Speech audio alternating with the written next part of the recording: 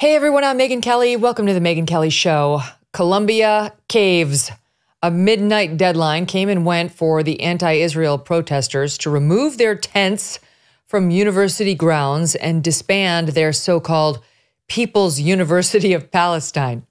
People are paying $70,000 a year to send their kid to this school and allowing this. And indeed, perhaps it was all part of the plan because Columbia's politics were no mystery to anyone applying there. Instead of holding fast to their deadline, Columbia extended the negotiations, giving the protesters another 48 hours. For those of you hoping your child would continue to be educated there, too bad. Apparently, the two sides are going back and forth, trying to negotiate a deal. Okay, how's that work when your 3-year-old is throwing a fit over not getting the truck in the store aisle at the grocery store when you're just trying to get out of there? Do you negotiate? Or do you say, we're out of here right now? You abandon the groceries if you have to. Why? Because you don't teach bad lessons to a toddler because it encourages similar behavior. Just before the deadline, the university's chapter of Students for Justice in Palestine, which pretty much at every turn has espoused rhetoric that makes it closer to Students for the Death of Jews, accused the university of intimidation. Then outside on the lawn, a masked man told the protesters to be ready over the next 3 days to turn out quickly if needed to defend the encampment and their fellow comrades. This video from Jessica Schwab, student reporter for the Columbia Spectator. We are entering a period of high alert for the next 3 days. And that is why I urge all of you to talk to your friends as well and let them know that we may need people to turn up quickly, en masse, in front of the encampment to defend the encampment. Will you be ready to rally for your comrades? Yes, please help save your fellow comrades, some of the most privileged people in human history who pay, I guess it's $90,000 a year to attend Columbia. Oh, help! Band together, comrades. The oppression. The administration claims they backed off the deadline after the students complied with fire department safety requirements. Oh, what a concession. And vowed to remove discriminatory and harassing language from the encampment, like Al-Qassam's next targets. Remember that? The woman praising the military wing of Hamas, encouraging them to target those annoying Jews standing behind her. God, if only they could get... Is that harassing? Is that a problem? Maybe she's gone home. The administration called this progress. At the same time, Hamas terrorists have just published a new propaganda video. And these are the actual Hamas terrorists, not just their supporters in, college campuses across America. So the actual Hamas terrorists have just published a new propaganda video. And I've got to tell you something. We don't air these videos, and we're not going to air this video. But to me, and it's disturbing to see, it was good news because it harkened back to a story that we brought you about an American hostage. And before I show you this, I want to set it up for you, okay? He was an American who's living in Israel, and he was kidnapped on October 7th. And we knew the name of 23-year-old Hirsch Goldberg Poland because his mother came out publicly, and we read this piece on the air. Do you guys remember this? His mom wrote a piece, her name is Rachel Goldberg, in the New York Times. And the title was, I hope someone somewhere is being kind to my boy.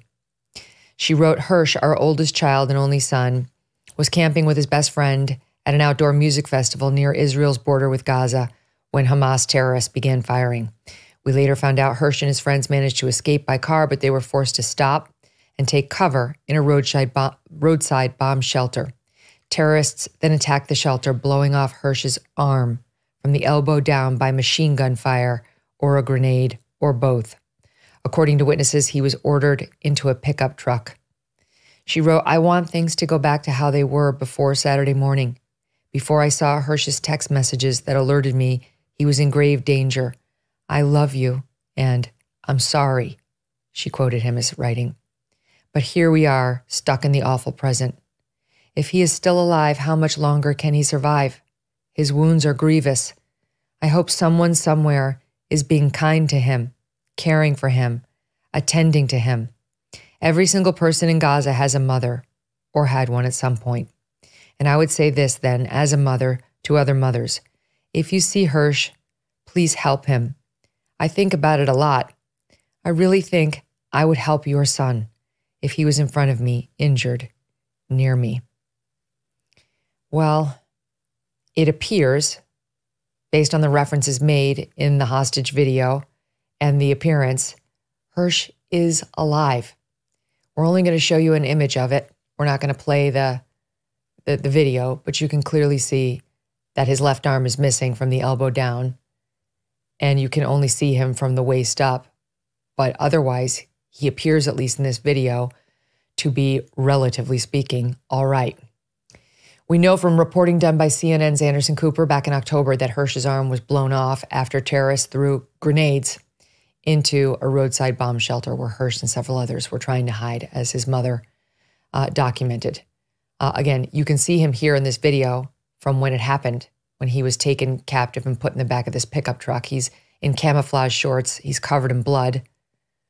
Oh, his poor family had to see this and only wonder what happened to him. He was never seen again until today.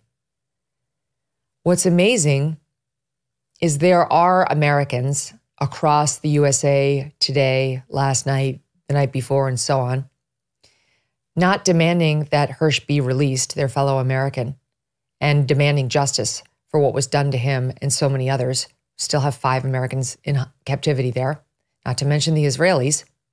They're protesting to kill more Jews. Literally, that is the chant, death to Jews, that we're hearing on American college campuses. They don't care about Hersh or the other Americans in captivity.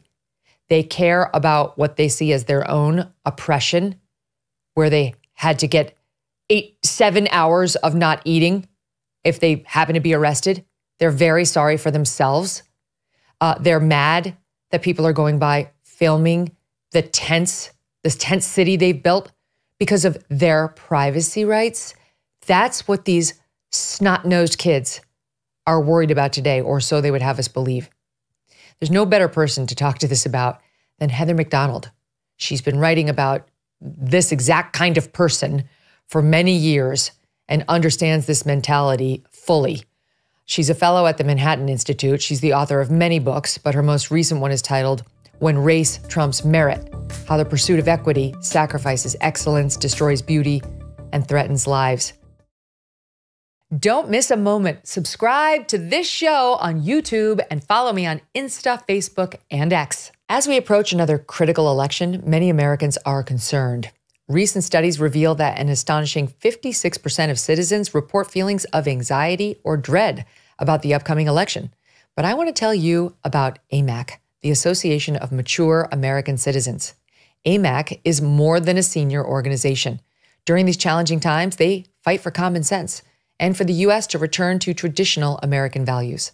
Visit amac.us/Megyn today to get an exclusive election year special, a 4-year AMAC membership for just $30.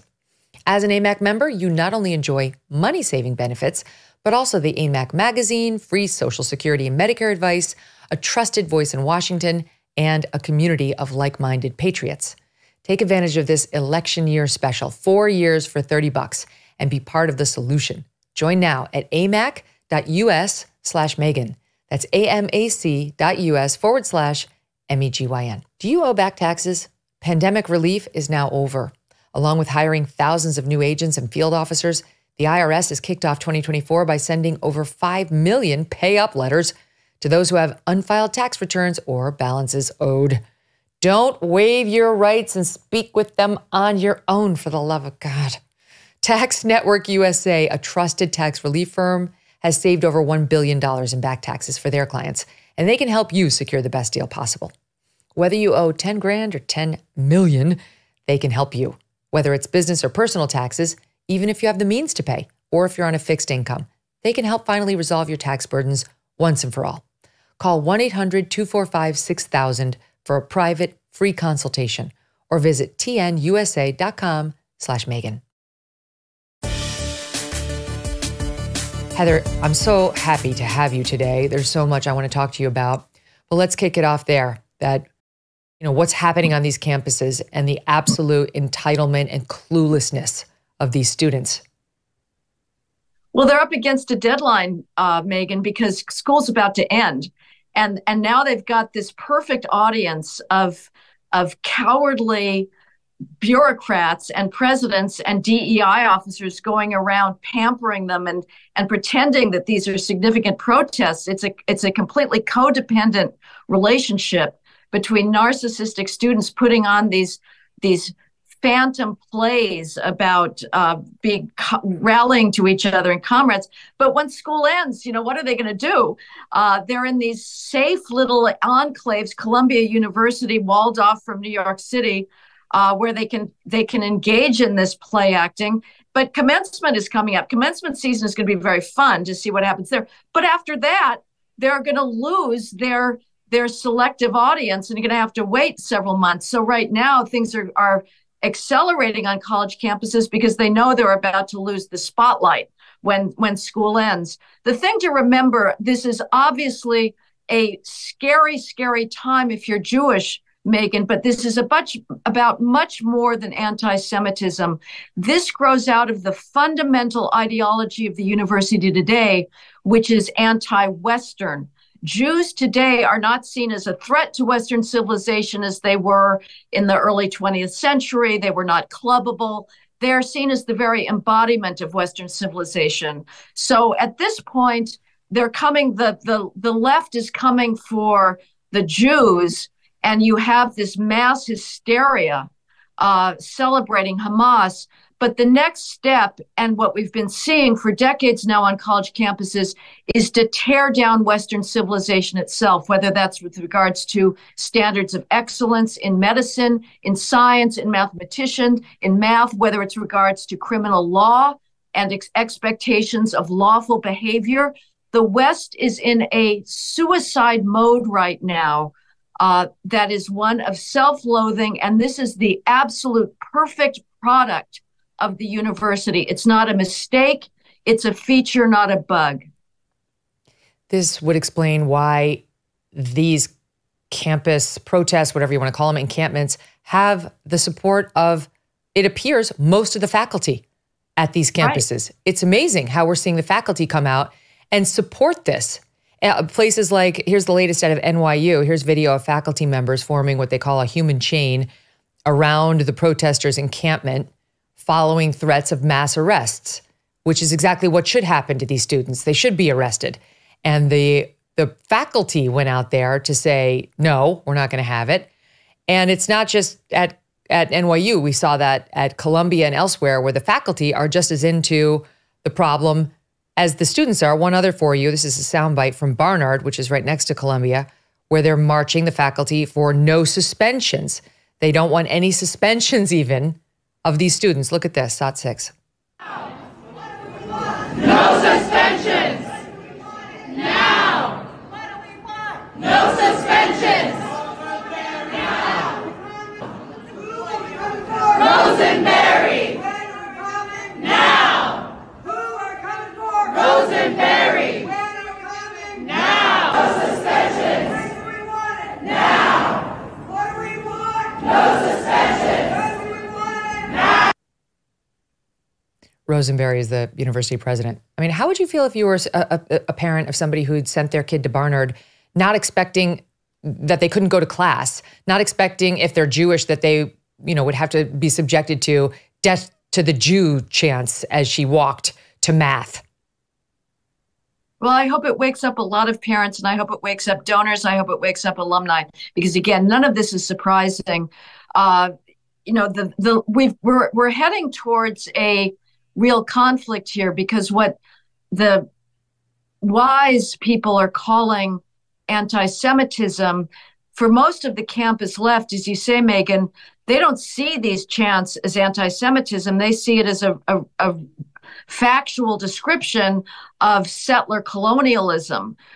So I'm wondering how much longer the left is going to put up with having the presidents now scurrying to say we've got a problem on campus when the problem doesn't even exist in the eyes of the left. Now, I would say one thing.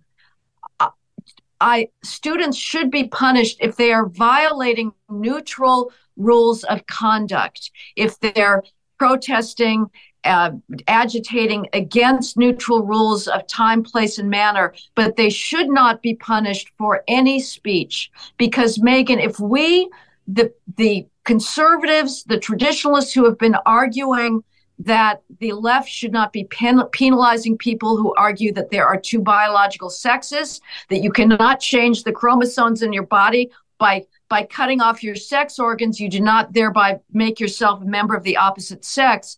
People who say that schools are not racist, the reason we don't have proportional representation on faculty and student body is not racism, it's the large academic skills gap. That is not hate speech. Speaking the truth is not hate speech. If the right now turns around and says they want to punish these anti-Israel statements, they are going to set a precedent that will come back to haunt us yet again. And it is always eventually going to be conservative truth speakers who are silenced by any kind of speech code, by any capitulation to the idea that hate speech somehow falls outside of the protections of free speech. So I think as hard as it is to listen to these chants from the river to the sea of, intifada revolution, celebrating our martyrs, we have to know this is going on. It is a clarifying moment. Bring it on. The more these students chant these hateful chants, the more the public finally learns what has been going on college campuses for the last 3 decades. So let's just spend a minute on that, because I know our audience should know that you're a lawyer as well, went to Stanford Law. Where do we draw the line? Because you and I would probably be kicked off campus for just saying the things about gender that you just said.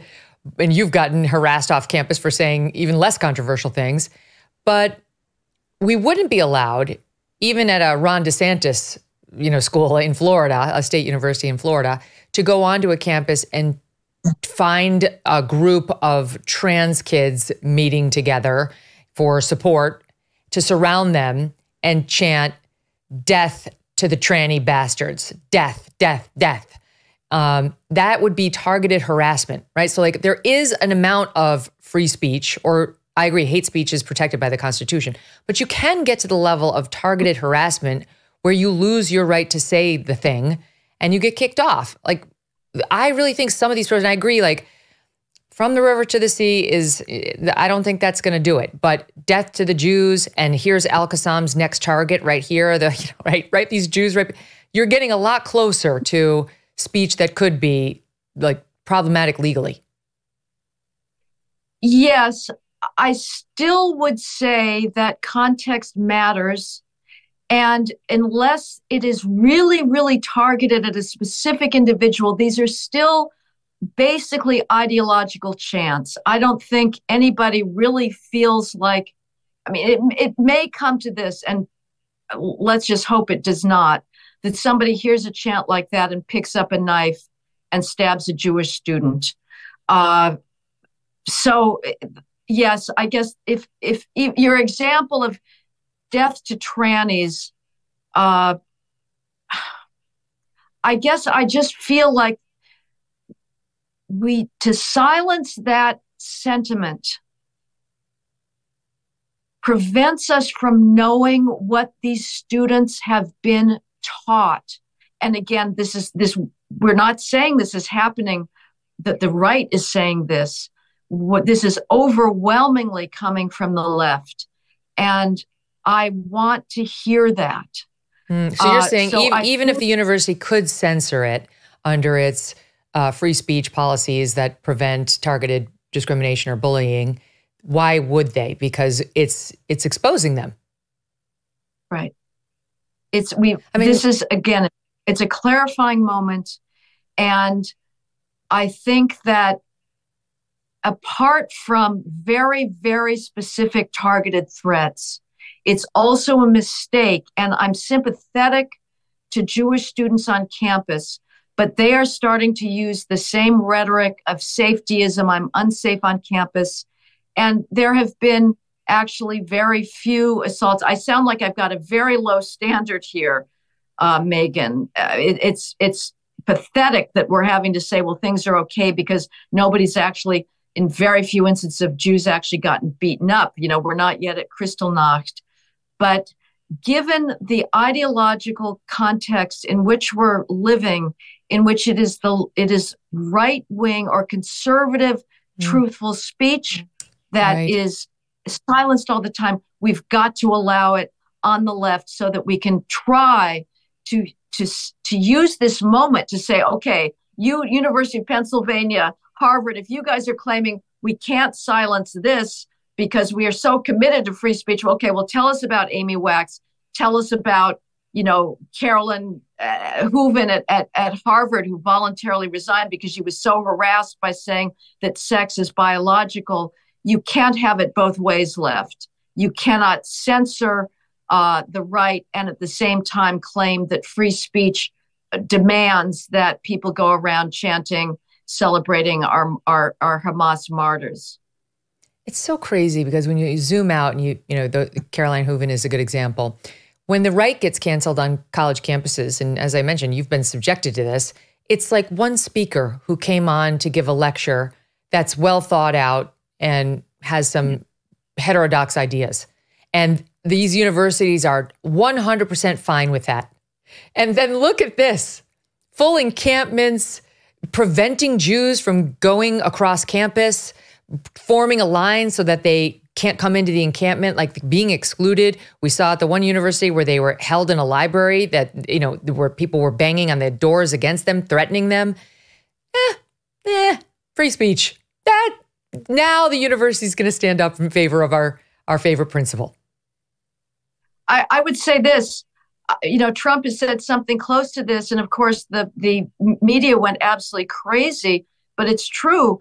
Frankly, let's be honest, Megyn, liberal Jews have been supporting their intersectional allies. This should be a wake-up call to them. I don't know how they vote for the Democratic Party because this ideology of hatred towards the West, of victimology, is spreading. It is now basically the official credo. I don't care what Chuck Schumer says. I don't care what Nancy Pelosi says. It is the official credo of the Democratic Party. You have the Biden White House who continues to jam racial preferences, racial quotas, sexual preferences through every federal agency, through every science granting agency, into the universities, into K through 12, demanding trans brainwashing of children. This is what the Democratic Party is about. And we are seeing its hateful, ugly face on college campuses.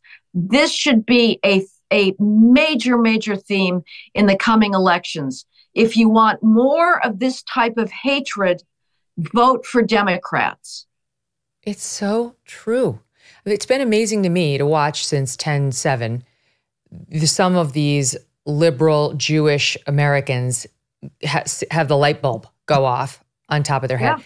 I'm thinking of, for example, Bill Ackman, right? This billionaire investor, right. And he's been very outspoken about now DEI on college campuses. And I appreciate people like Bill Ackman, who's got power and influence and a lot of money, joining the fight. But there are many who have been fighting this with every fiber of their being for years, like you, hello, and have been called every name in the book without any support from people like Bill. And it's like a great, pick up arms, rhetorical arms, and fight right alongside of us. But some humility for the fact that you missed it all while it was happening, in my view, is in order. Absolutely. And again, the Jewish donors that have finally woken up, don't let it end here. Don't be bought off with, we're going to add anti-Semitism training to the portfolio of DEI. That was Bill Ackman's original proposal when this all started. And he said he was so shocked that Jews weren't included in the marginalized groups against the majority on campus, as if the majority, there is no majority on campus. The one victimized group that's on campus these days is heterosexual white males. They are screwed. They are the last to be hired, the last to be admitted. they have to be 3 times as good. Of course, the Asians have to be 10 times as good as anybody else. But if you're a heterosexual white male, forget it. It's over for you. But Ackman's initial position was, well, gee, you know, the Jews are oppressed by this somehow phantom white WASP majority. He gave that up. There's still a lot of people holding on to that. And it's frankly hilarious. I mean, these protest signs of Queers for Palestine just shows how fundamentally ignorant Americans are about the world.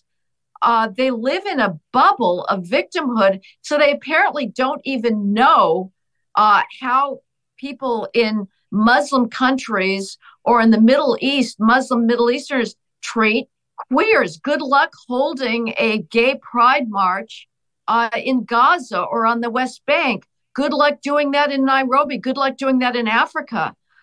So the intersectional coalition is now, it's holding together fine, except for Jews.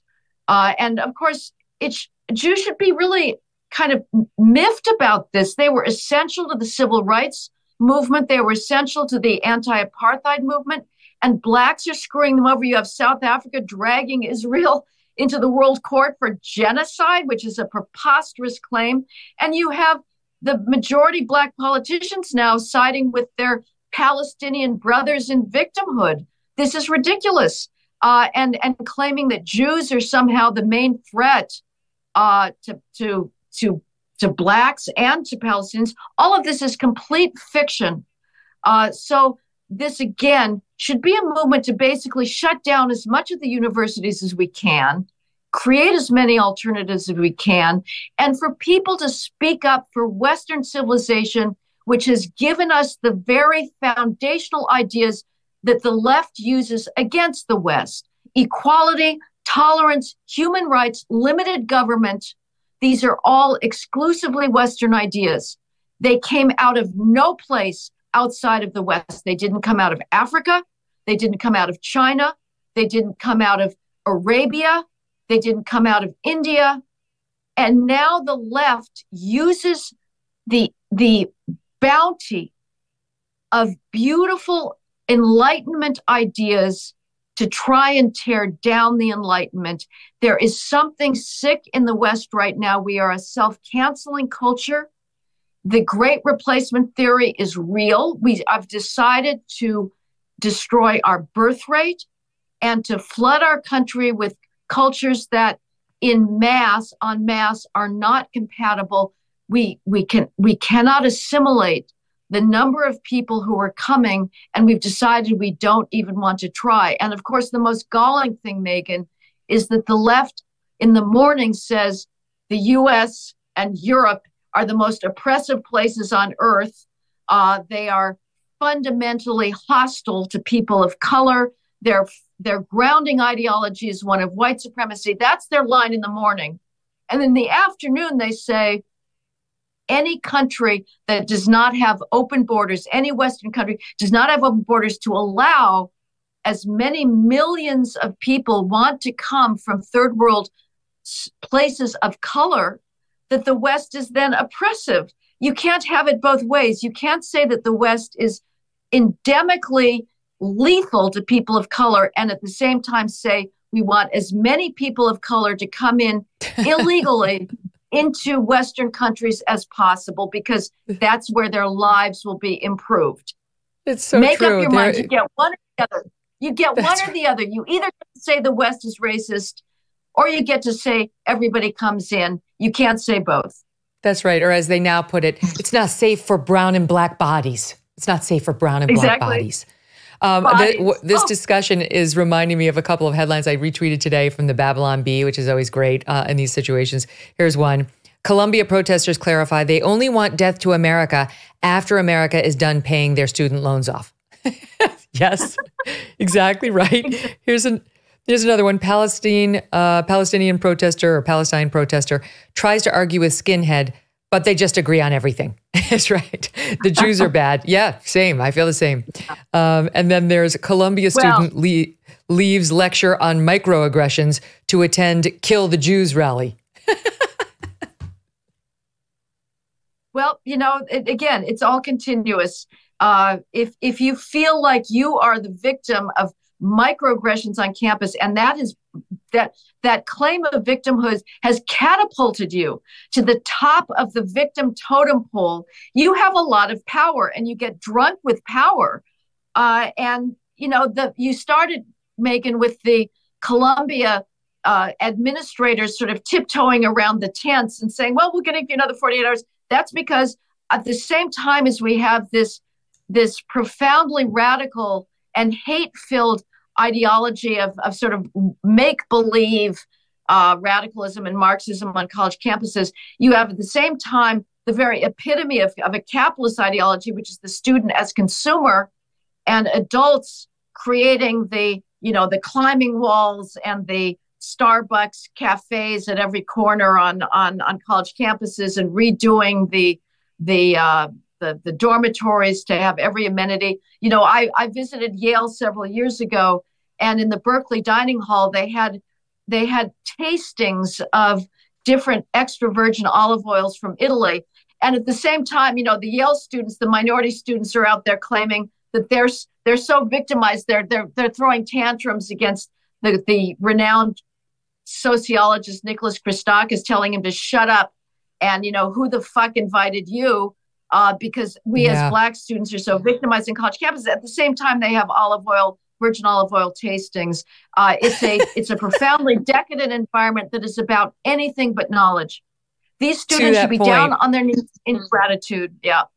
Here's the New York Post on what we're seeing at your alma mater, Yale, where you went undergrad, decrying capitalism while munching on fresh sushi Monday, while supposedly, by the way, engaging in a week-long hunger strike. So, okay, pick a lane.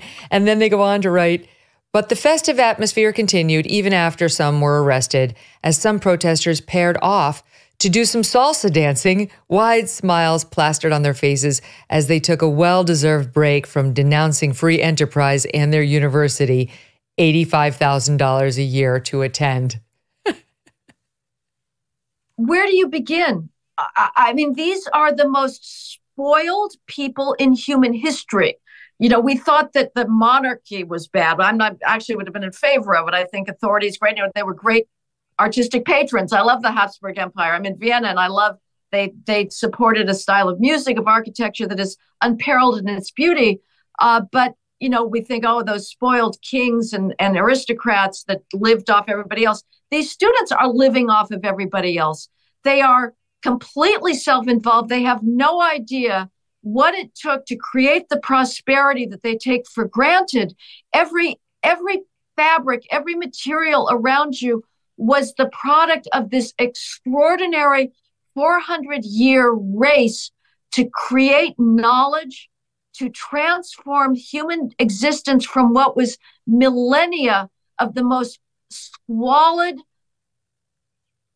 disease-filled, poverty-stricken, famine-stricken existence where you barely eked out, to now our problem is obesity. We're so successful. Capitalism, free market economy has been so successful that we are drowning in goods. We are drowning in prosperity, and we have no recollection. We have no knowledge of what it took.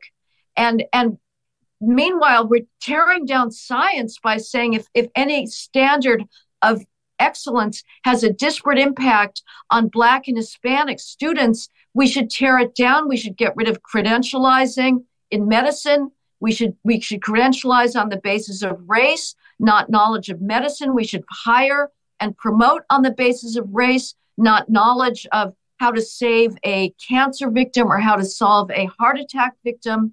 The federal government under Biden is handing out billions of dollars of federal taxpayer money based not on who is the best oncologist or who is the best neurologist to try and cure Alzheimer's disease or Parkinson's disease, but who has the darkest skin color. But of course, if you're East Asian, that doesn't count, or if you're an Indian, that doesn't count. In fact, our science profession right now is extraordinarily multinational, multicultural, multiracial. The only groups who are not proportionally represented are Blacks and Hispanics. And that's not because of racism. It's because of the skills gap. It's because they're the grasp of math and science concepts is so low. That's a problem that begins in the family. It begins in a culture of anti-academic achievement. It begins in stigmatizing academic effort as acting white. That's what has to change. We should not be tearing down our standards, Megyn, but we are a culture now that is engaged in self-loathing. And when the West tears itself down, there's going to be nothing left. The mob can destroy, it cannot create. And we'll see what happens if the West continuously self-cancels. China will take over. I mean, they are now beating us in many types of nanotechnologies because they do care about merit. They're not handing scientific and math privileges out based on identity politics. They're saying, I'm going to find the best math talent among the student body, and I'm going to throw everything we've got. Meanwhile, America is tearing down gifted and talented programs because of the usual race issue, and we're tearing down our criminal law enforcement because of the usual race issue. This is how a society destroys excellence and civilization. They've been using the term Selma envy to describe a lot of these students, right? They're just so desperate to be part of something that matters, and they missed that particular movement. And so now they're finding something else and falsely trying to compare themselves to people who actually did suffer and did endure a lot in order to change this country by claiming they're on a hunger strike when really they're ordering sushi to their George Soros funded tent, by claiming, you know, woe is me while they're sneaking off for a little salsa dancing, by, as Ilhan Omar's daughter who went to Barnard, she goes there now, was suspended in connection with one of these protests, calling herself now homeless because she got suspended temporarily, and saying she was the victim of a chemical weapons attack, Heather, because one of the students sprayed a gas, meaning fart spray, on campus that is non-toxic. It says so on the bottle. And she, without mentioning that's what happened, just goes on MSNBC and says, I was the victim of a chemical weapons attack. Sure you were, Isra, whatever her name is. I mean, we're basically putting a target on our backs and saying, come and invade.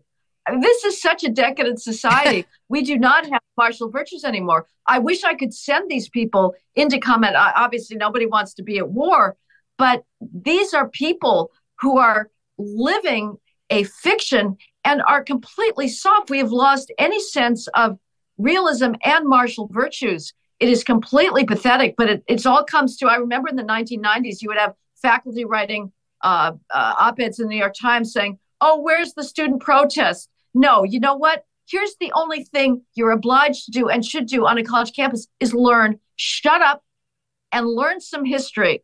Shut up and learn some chemistry. Shut up and learn some literature. Listen to Mozart, listen to Brahms, listen to Chopin, study Tiepolo, study John Milton, study the periodic table. You have 4 years to confront and absorb the greatness of people who went before you, who make you look like pygmies. You should really not be heard. We don't care what you think. Conservatives make the mistake of saying, oh, well, college is all about debate and free speech and critical thinking. Yeah, I'm a little less enamored of that concept. What it should be really about is cramming as much knowledge into the empty noggins of these pathetic crybabies as is possible in 4 years. And then if you want to go out after college and debate whether Trump is a fascist or how many sex organs we should lop off of adolescents today, that's fine. But right now, you should be devoted to one thing, and that is overcoming your embarrassing ignorance about the world and your place in it. That is so well said. I've got to play this soundbite. I'm going to front it by telling you, I don't know exactly how he got it or whether he was there, but Rudy Giuliani posted it on X of a student and her friend who were at the NYU protest. And listen to this exchange, Heather. And what would you say is the main goal with tonight's protest? I think the goal is just showing our support for Palestine and demanding that NYU stops. I honestly don't know all of what NYU is doing. Is there something that NYU is doing? I really don't know. I'm pretty sure they're... Do you know what NYU is doing? About what? About Israel. Why are we protesting here? Palestine will be free! I wish I was more educated. I'm not either. Oh. Yes, we all wish that. Columbia. I was there up at Columbia and we came down. They said NYU students needed our support. So I came down. I heard there's lots of cops. Some people were saying it was getting dangerous. Heather? It is so ridiculous. Again, it is coded. They're doing this because they're in a college campus and time is running out. The school year's ending. What will they do when they don't have the bureaucrats to go around handing them out little cookies and saying, well, we're going to negotiate. You can pretend like you're hostages and we're negotiating with you and you're in danger. They'll be thrown out into the real world and there'll be nobody to negotiate with. Now they've got this bunting. They're like little babies swaddled by all of the DEI bureaucrats and the student services bureaucrats and the vice presidents of first gen students. And it's a marvelous, they are codependent addicts.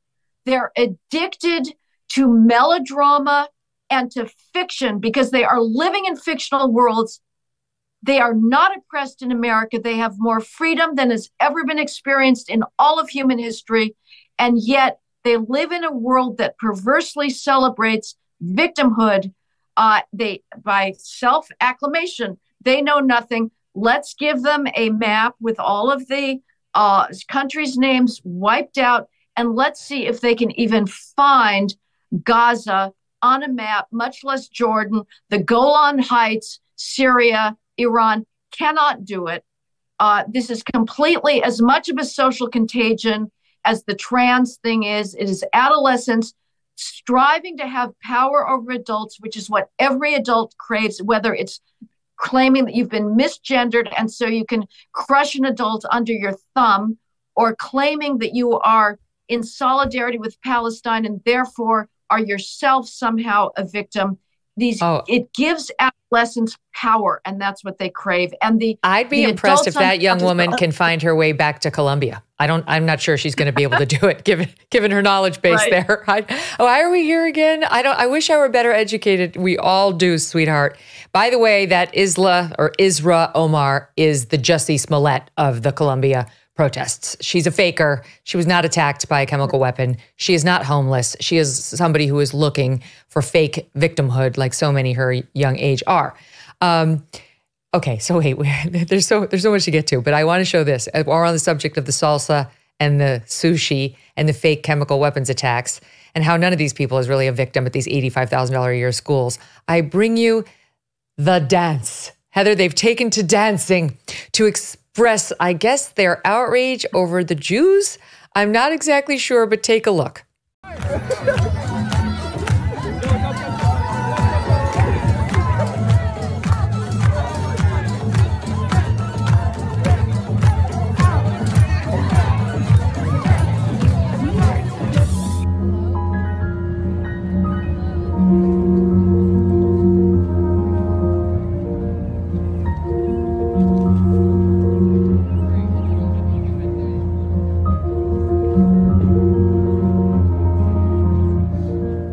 That's the last one's the best. By the way, we got those on X from Via Catch and Ollie London.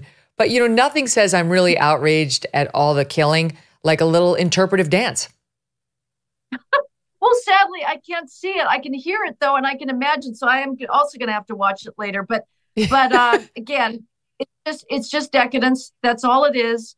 And it's performative decadence. And it wouldn't be, if the adults on campus had not abdicated their authority, this wouldn't be happening. This all began in the 60s when you had the capitulation to the militants back then. It continues in an academic intellectual sphere with adults who are supposed to be the scholars on campus saying, oh, we're not going to tell you what you need to learn before you graduate. You can just pick your own curriculum, and no student knows enough to do that. So adults are really leveling themselves, debasing themselves to the level of these ignoramus students, and they don't deserve their salaries. They don't deserve to be having this privilege of being on a university campus. In theory, there's no greater activity or profession, as far as I'm concerned, Megyn, than being in a university and being a curator of this great tradition. These are the luckiest people on earth, these professors. All we ask of them is to tell students, this is greatness. Be down on your knees in front of greatness. And instead, the adults have engaged in their own little play acting of pretending that they too are fighting neoliberalism and engaged in action. Ethnic studies, it's all about action, activism. That's not what scholarship is about, but they too have completely swerved from what is their mission. And these campuses are profoundly unserious. What do you make of this, though, Heather? Because, Scott Galloway, he's a professor. He was on MSNBC this morning with Morning Joe, and he was making good points about, he's been on this show before as well, about how if you were to say one word about Blacks or Hispanics in the way that they're speaking about Jews, you'd be off campus. He was saying, he would have been kicked out of, I think it's NYU where he's a professor, like that. Right? There'd be no, well, let's discuss nuance, let's discuss free speech. He would have been kicked out. And then he went on to talk about what's happening with young people today. I know this is a subject near and dear to him. He talks about it a lot. Probably as a university professor, he's exposed to a lot of them. And here's a bit of what he said. Take a listen.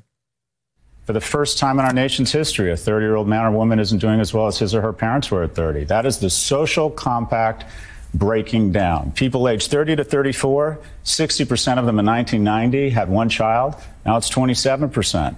People are opting out of America. They're not optimistic about it. They're not having kids. Young people aren't having sex. They're not meeting. They're not mating. The pool of emotionally and economically viable men shrinks every day, which lessens household formation. So we have a real issue. Young people are enraged. So it turns every cut, every movement into an opportunistic infection because, quite frankly, they are just pissed off. They look up, they see wealth, exceptional wealth across my generation and people in certain industries, and they are really struggling. Their purchasing power is going down, and the incumbents create artificial scarcity on campus. We take pride in rejecting 90% of our applicants, so the incumbents who already have a degree see their degree go up in value. We get very concerned with housing and traffic once we own a housing. Housing permits are sequestered from young people. Housing prices have gone from $290 to $420 in the last 4 years. So a young person, a house, stocks that I don't own skyrocket in value. Let's have COVID relief and flush the markets and take assets way up, because if 1 million people dying would be bad, it would be tragic if I got less wealthy. And we're doing it on their credit card. Young people have every reason to be enraged, and every issue they see, they look up, they get angry, and they see someone doing better than them. And then every day it is speedballed in their face that they are failing, that they are not doing as well as everyone around them. We have lost the script. Our kids are more anxious and more depressed and more obese and more addicted. And we have made a purposeful decision to let this happen by ensuring the people around this table stay wealthy at the cost of young people. What do you make of it, Heather? I disagree. I think it's all over the map. I refuse to say that young people are victims. I don't believe they even know about housing costs. Their problems are that they feel sorry for themselves. I do not believe that if you are a hard worker, you stay away from drugs, you work hard, that you do not have a chance still in this world.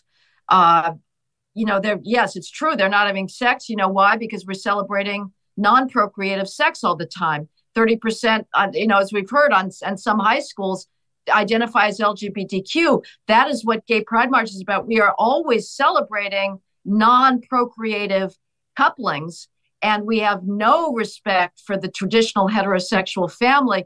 I think Galloway leaves out the ideology that is involved here, where we have an anti-male ideology.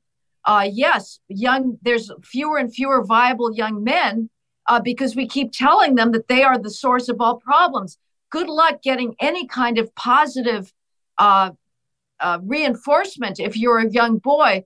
Every foundation, the federal government, every state government has You Go Girl programs up the gazoo. Girls who code. We want more girls in STEM. Boys are an afterthought. This is ideological. It is not an economic problem. I'm not going to feel sorry for young people today. They are participants in their own marginalization by embracing this victim ideology. And the problem is that we are turning against the fundamental bourgeois values of respect for authority, respect for the family, and understanding that males and females are different, that mothers and fathers are different. And we should respect for that. oneself. I got to take a quick pause because I got to get a break in here, but much more. Heather stays with us. We're just going away for a minute, coming right back. This is why I love her. Heather is all about the bootstraps, and so am I. We'll be right back. Debt. You can go to bed thinking about it, and you can wake up thinking about it too. Here's the truth. The system traps you in debt. High interest credit cards and loans make it nearly impossible to pay off your debt, and insane inflation keeps you stuck paycheck to paycheck. Done with Debt can be your lifeline. Done with Debt has an ingenious new strategy to help erase your debt faster and easier than you ever thought possible. Done with Debt analyzes all the debt options that you qualify for. They know how to reduce bills, how to cut interest rates. Their skilled staff of negotiators, they know how to get debt out of your life permanently without bankruptcy and without a loan. Done with Debt has experts who can share with you strategies for eliminating debt, but you do need to hurry because some debt solutions are time sensitive. Here's how easy they make it. Go to donewithdebt.com. That's donewithdebt.com, donewithdebt.com. Have you seen the garbage they are pushing in some public schools? Leftist propaganda, gender bending, race baiting, DEI indoctrination. What happened to real education? Parents, listen up. Many teachers are coming from leftist universities where they're taught by Marxist professors who want to indoctrinate our children. But I want to tell you about Freedom Project Academy, or FPA. FPA offers online learning with live, on-demand, and homeschool courses for students K through 12. Freedom Project Academy was built on Judeo-Christian values and classical curriculum. Students read full books, write in cursive, study the full scope of history, the way it used to be. Right now, save 10% on tuition when you enroll at freedomforschool.com. That's freedomforschool.com. When you're there, you can check out their fully accredited courses, teachers, and request a free information packet. We can't afford to hand over another generation to the left.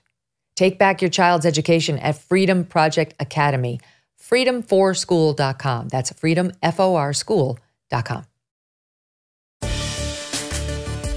Heather, so Donald Trump, as you know, is on trial now in New York State Supreme. He's facing charges in 3 other courtrooms as well.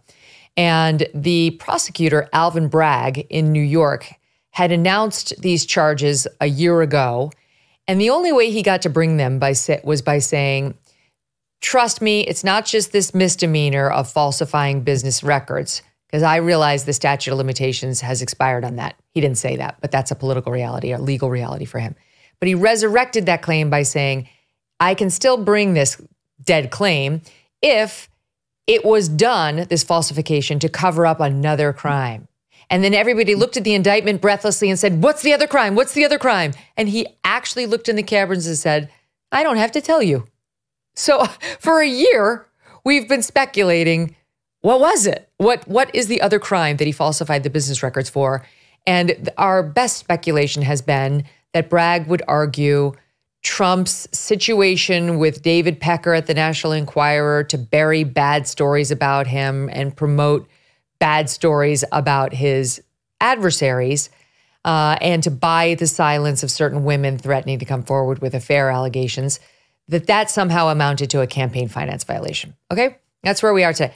When he actually did the opening argument, not Bragg, but his deputy, this guy Colangelo, it didn't sound anything like that. It sounded all about this, quote, scheme where David Pecker of the National Enquirer and Trump's lawyer, Michael Cohen, got together and decided to get the women to sign NDAs in exchange for money because it would be bad for Trump's election if they didn't.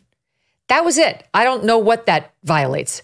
Conspiracy's not charged. I'm not going to make you do legal analysis on this. I'm going someplace with it. But all the lawyers I know truly were looking at the opening like, what?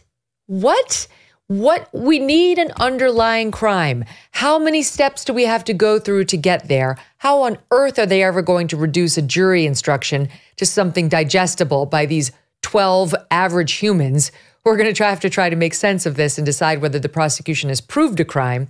So that's where we are as of today.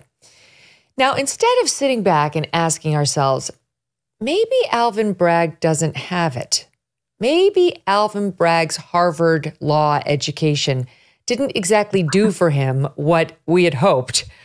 You've got the Joy Reids of the world who are having a very different reaction, looking at Alvin Bragg going after Trump with an incomprehensible legal theory, Fani Willis down in Atlanta, who we know is utterly confused by what she's doing. She's probably too busy stooping the boyfriend on the side and then lying under oath about it. And then there's Jack Smith. And then we've got Letitia James in New York, the attorney general, who's gone after Trump and won some $450 million for a civil fraud that hurt absolutely no one. Joy Reid is reveling in this, Heather, as follows. Watch. For me, there is something wonderfully poetic about the fact that despite the fact that even if convicted, he's not going to go to prison, the first person to actually criminally prosecute Donald Trump is a Black Harvard grad, the very kind of person that his former staff, the people who worked for him, Stephen Miller, et cetera, want to never be at Harvard Law School. But he was. And a Black woman is doing that same exact thing in Georgia. And a Black woman forced you to pay a $175 million fine. Donald Trump is being held to account by the very multicultural, multiracial democracy that he's trying to dismantle. And for me, there's something poetic and actually wonderful about that. It says something good about our country that we're still capable of having that happen. Go DEI. My DEIs are bringing it home. Wow. Wow, wow, wow. Something good about our country that we're now playing an absolute race war. That is truly extraordinary. She's asking us to see everything through the lens of race so, I mean, it's getting very trite. I'm sick of hearing conservatives kind of plaintively bleat, well, whatever happened to the content of your character? I thought we were supposed to be colorblind, but for sure, I mean, one does have to ask that question. I thought we're not supposed to see race, but of course the left says if you don't see my race, you're not seeing me, at the same time that they deny that there's any biological reality to race. Sorry, that's anti-science. There is a biological reality to race, and we are trying to silence any kind of research into heritability. But in any case, Reid is basically telling us to see the race of people within the law first, and to expect a sort of race war coming out of the legal profession against a man. This is an absolute violation, leaving aside even the race elements. But she is basically saying this is a vendetta against Donald Trump, against his policies. I knew that we were in a bad situation, Megyn, when it comes to the rule of law, but I didn't know it was this bad. But okay, so if Joy Reid wants to play race card, let's look at what's going on. Joe Biden, when he came into office in early 2021, his administration announced that it would no longer be submitting the federal judicial nominees to the ABA for preclearance. This is a tradition whereby presidents say to the American Bar Association, here's people we're thinking about nominating to the federal courts. Are they qualified? Are they super qualified? Or are they not qualified? Biden said, we're not going to do that. Why? Because he said, and get this, you will appreciate this, Megyn. He said, because the ABA doesn't support diversity. The ABA, let me give you a truth nugget here. The ABA is obsessed with diversity. They don't care about merit. All they care about is race. Biden is basically saying my judicial nominees are going to be so bad that they won't even get by the ABA. 22% of his judicial picks in the first 16 months of his administration were Black females. This is a disaster, Megyn, for the following reason. Black female lawyers make up about 2% of the lawyer population. So if you knew nothing more than that, and you're seeing about 22% of nominees and people being put on the bench being Black females, you know he is lowering standards. Let's go a little further. If Joy Reid is making this about race, okay, let's talk about race. When you look at the actual skills of Black law students, they are at the bottom of the barrel. About 2/3 of Black students are in the bottom half of their class. 50% are in the bottom 10th of their class. You cannot have diversity and meritocracy on the bench at the same time. To the extent that you have opted for diversity on the bench, you are by definition going to be lowering the standards of our jurisprudence, the standards of our lawyers, the standards of our judges. This matters. And you are seeing it, as you said, with Megyn, in the quality of the lawyering that we're getting. And this is not just some abstract problem. The rule of law depends on clearly articulated standards so that private parties can plan commercial transactions, and it matters. Our constitutional jurisprudence matters for maintaining the fundamental principles of our republic. And if we're putting people into law school, onto law faculties, based not on their capacities to do the law and to think about very, very complicated matters, but based on their race, we are watering down our capacity to go forward. And that is what's happening. And again, this is a subject that nice, well-meaning Americans do not want to talk about. Far from being white supremacists, they are turning their eyes away from inner city Black pathologies. But the reality is this, Megyn, the skills gap between Blacks on the one hand and whites and Asians on the other is so high that you cannot have diversity and meritocracy at the same time. Any institution like a university, a federal bar, a law firm that tells you they're opting for diversity is telling you they have discarded meritocratic standards when it comes to hiring and promoting and admitting Blacks. I see your point entirely, because a meritocracy will allow talented Black people, brown people, Asians, whites, whatever, to rise to the top if they deserve it, if they have, the education and the skills and the hard work ethic and so on. But a system based purely on diversity will not allow those who are most meritorious to rise to the top. If it's based purely on diversity, you're going to be judged by your body parts and your skin color and so on. It would in the absence of a skills gap. Here's the reality. 3% of Black seniors are ready for a career in STEM. 3%. 3% are ready for college. And yet we have many more being pushed into these fields. 66% of all Black 12th graders do not possess even partial mastery of the most basic 12th grade math skills, such as being able to do arithmetic or reading a graph. 66% of Black 12th graders cannot do that even partially. And yet you have our standard now of saying if we don't have 13% oncologists in the most advanced cancer research labs, it's because of discrimination against qualified Black cancer researchers. No, it's because they are not in the pipeline. The skills gap, 50% of Black 12th graders do not possess even partial mastery of 12th grade reading. Again, if you are expecting 13% Black representation in meritocratic, demanding cognitive skills, demanding occupations, you are not going to get that without lowering standards. The problem is the skills gap, and that is not a problem of racism. It is a problem of family culture. And so, again, if we're going to go around saying that any racial disparity is the product of racism, and that's what the left is saying. I just read today that a Pennsylvania convenience store chain is being sued for racial discrimination because it uses background checks to screen for employees. And guess what? Blacks commit crime at so much higher rates that they get knocked out by criminal background checks. That's not because the checks are racist. Here's the reality, Megyn. In the post-George Floyd crime wave that we're still living through, Black juveniles are shot at 100 times the rate of white juveniles.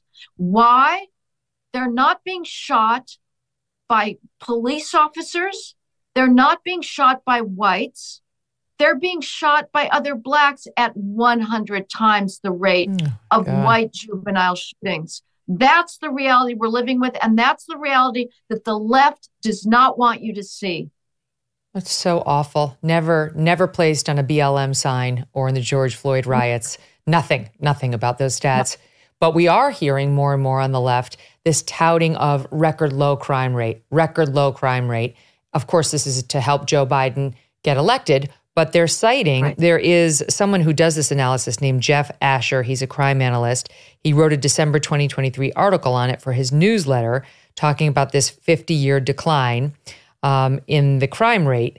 And we heard a bunch of folks over on MSNBC touting this. I'll give you just an example to set it up for the audience. SOT 10. Violent crime at nearly a 50-year low. The facts are the facts.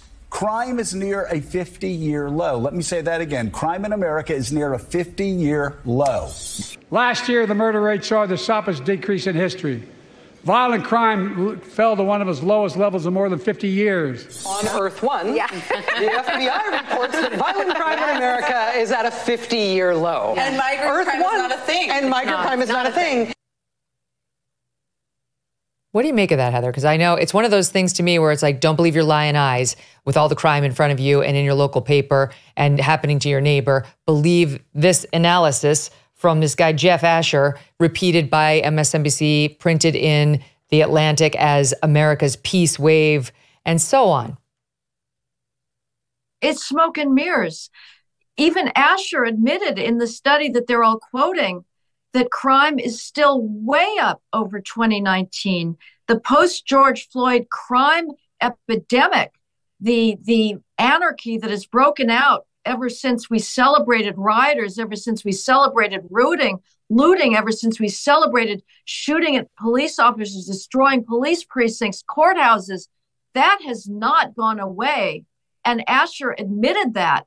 He's looking at third quarter rates of 2023. We don't have the full 2023 data, but here's the reality, Megyn.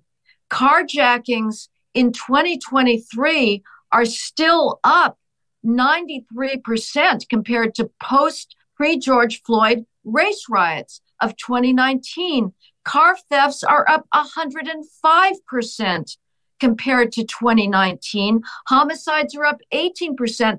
And if you go back further to when the real glorification of, frankly, Black crime began in 2014 with the whole Michael Brown hands up, don't shoot narrative, that was completely false, but that was amplified by the mainstream media and CNN and MSNBC.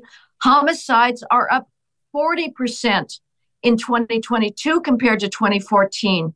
The reality today remains anarchy, unlike we've ever seen. The types of lootings, the shameless strolls through supermarkets and convenience stores and jewelry stores with people without any fear of punishment, just dumping goods into their knapsacks. We've never had to lock up toothpaste before. This is not a mark of a civilization. The basic obligation of government is to protect property, the expectation of small business owners. It is not doing that. This is a crime wave that is completely voluntary.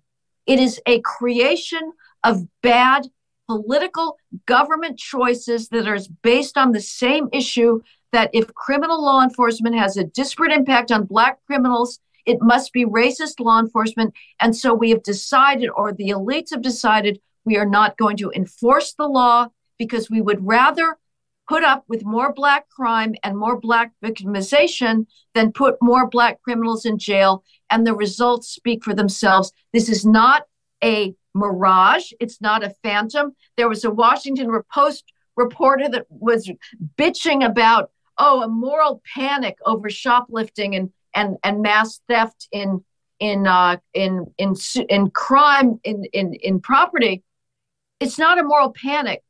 If government cannot protect law-abiding citizens and their expectations of safety and the safety of their property, that is a failed government that has lost its legitimacy.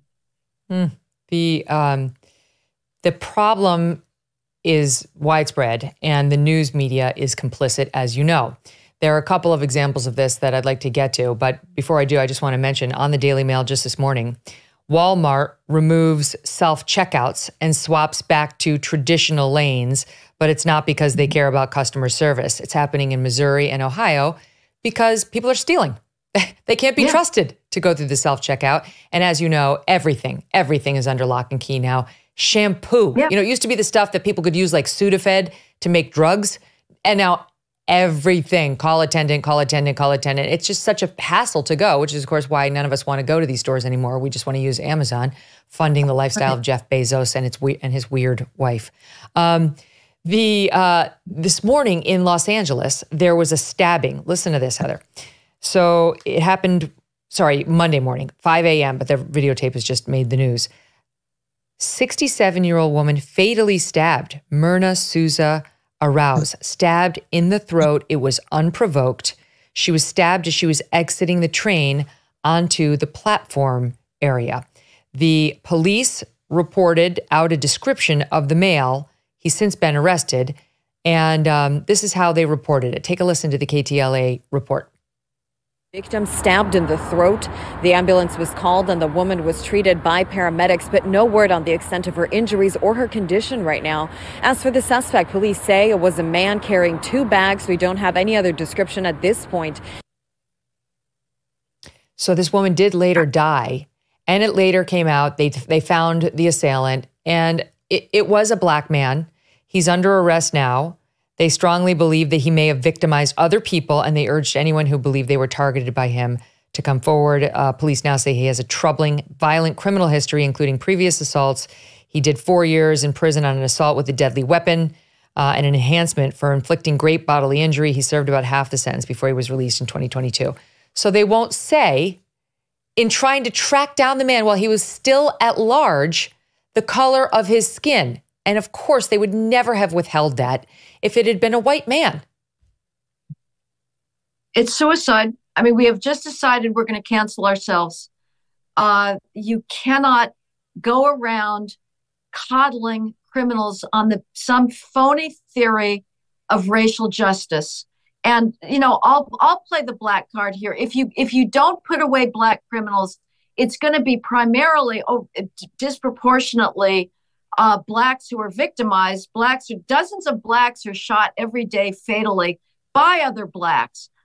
This is unbelievable. That's more than all white and Hispanic homicide victims combined, even though blacks are only 13% of the population. So if your only concern is black lives, you should be wanting to lock people away. But let's also not pretend that there is not huge interracial crime issues that goes in the exact opposite than what we're told by the mainstream media.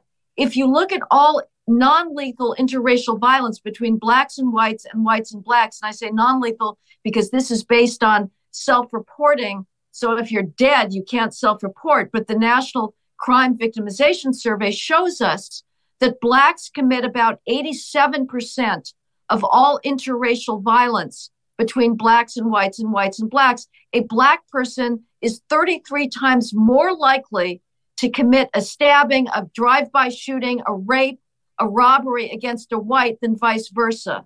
The narrative is the exact opposite, and it's true for cops as well, Megyn. We're all supposed to believe that blacks are at huge risk from police officers. The reality is the opposite. In 2021, a police officer was 400 times more likely to be killed by a black person than an unarmed black was to be likely to be fatally shot by a police officer. So if the libertarians among us, if the cop haters among us like Radley Balco go around saying how safe it is to be a police officer, notwithstanding the spate of fatal shootings of police officers during car stops, not just in New York, but last week in Memphis, Tennessee, that it's so great to be a police officer. Well, it's 400 times safer to be a black person vis-a-vis the cops as it is to be a cop vis-a-vis a black person. So everything the public thinks it knows about race, crime, and policing from the mainstream media is wrong. Reverse it and you have the truth. It's blacks who are killing each other. Police are the solution to black lives being lost. They are not the source of black lives being lost. If you care about blacks, you should want to have strong law enforcement. And we should, from now on, the rule should be, Megyn, this is not normal what we're living through. This is a self-created, chosen life that we're inflicting on ourselves. No more second chances. I'm sorry. No more. It's true. I have been to the south side of Chicago, and it's sad. It's depressing. It's heartbreaking. I've met with the moms whose half their sons are in prison. Their husbands they split. There's not a father in the family. They're supportive of one another. These moms live in fear when their kids go outside, that they're going to get shot, that they're going to get pulled into gang violence. They don't know what to do. Of course, they're for, this sort of restorative justice where we're less harsh in the penalties because it's all their family members. And they've been totally abandoned by the system. They've been forgotten about. No one cared about them during the BLM riots. No one was talking about their communities. They stifled it all. Just this month, just as my daughter celebrated her 13th birthday, an 8-year-old girl and 7 others, the girl was killed. 7 others were wounded, including a 1-year-old boy and a 7-year-old boy, each shot multiple times in Chicago. And they said this was not a random act. This was likely gang related. Of course, the CNN article about it goes on to blame guns. Firearms are the number one killer of children and teens in America. Okay, it's not, how many guns there are in Dallas? This doesn't happen there. This happens in Chicago, and they won't get honest about the problem. By the way, for all those people on MSNBC singing about the lovely crime-free America we now live in 2024, homicides of children, we took a look, 0 to 14. This year, just as of April 23rd, it's already at 14. In all of 2023, it was 17. This is just in Chicago. Children, 14 and under. In all of last year, it was 17. We're already at 14 in April. It goes on. So we've forgotten about this group of Americans who are suffering because we won't get honest about what's actually killing them. And at the same time, Chicagoans are protesting the death of Dexter Reid, this guy who pulled out his gun when pulled over by cops, shot at them first, and then they unleashed 96 rounds against him, demanding that the cops be fired and prosecuted. There was a big protest about it just the other day at the Chicago Police Board meeting, saying the problem in his death was the, quote, pretextual traffic stop and not anything other than that. They're not protesting about what's happening with these kids and the dead 8-year-old girl, Heather. Well, I am so sick of Black Lives Matter activists and their ilk. It's just preposterous. They don't deserve a single moment of any of our time. I will believe that they believe that Black Lives Matter activists when I see a single protest about these Black children that are gunned down. It has never happened once. Al Sharpton has never been there once. Benjamin Crump has never been there once. They don't give a damn. This is all about attacking white people. It's based on hatred of white people, that we're supposed to pretend that whites are the problem in these Black communities or the police are the problem in these Black communities. No, the fathers who are absent are the problem in these Black communities. The lack of parenting, of decent parenting, is the problem of these Black communities. Gun control is not the issue. It's lack of impulse control. These are kids that they don't have socialization. If they feel dissed, they pull out a gun and they randomly shoot across city sidewalks, and they don't care who they shoot at. America turns its eyes away. Again, let's remember, we're supposed to believe we're a white supremacist society. Instead, we are not. We don't even want to talk about Black crime anymore because it makes white people feel bad. We somehow blame ourselves for this. Yes, you feel offensive or somehow, I don't know, it makes you feel uncomfortable. You're not generalizing, of course, about all Black people at all, but we need to get honest about what the actual crime rate is. where it's coming from and why before we'll ever solve it. You've been saying that for years. And to your point, one other thing, the national homicide rate in 2022 was 40% higher than it was in 2014, pre-Michael Brown. And whenever we see one of these things, Michael Brown, Freddie Gray, George Floyd, the media participates, they create a firestorm around race and blacks and whites and cops. And every time what happens is more black people die. More blacks die because cops pull back, the inner cities are ignored, gang violence goes up. The next thing you know, an 8-year-old girl is dead, a 1-year-old and 7-year-old boy are shot in the head. No one's paying any attention to it. It's just, how many times do we have to go through this cycle, right? And still, that same community is pointing to a totally justified police-involved shooting that was only unleashed once they were shot upon. It's just, we're not solving anything. Well, they voted for Brandon Johnson. You know, it was the West Side and the South Side that got into the mayoralty in Chicago, a guy who was on record as a sort of a defund the police type. And he goes around saying these are crimes of people that have children that have been denied opportunity. This is just BS. Let's get this one off the table as well, Megyn. These are not crimes of necessity.